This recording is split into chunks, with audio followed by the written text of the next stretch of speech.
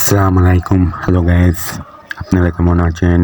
আজ আমি দেখাবো আমাদের মঙ্গল স্থানে 12 রাস্তায় এখানে অনেক দোকান বসে। ফুচকার দোকান, পপকর্নের দোকান, হালিম, চটপটি, অনেক দোকান বসে। এই যে দেখেন, এই দোকানদার হালিম বেচে, এখানে ঝালমুড়ি বেচে। এই স্থানের রাস্তা বালুর রাস্তা, এই স্থানের পাশে অনেক হালিম বেচে। দেখেন ইনি চটপটি হালিম বেচে, আরও অনেক কিছু বেচে। এর সামনে আরও আছে অনেক দোকান।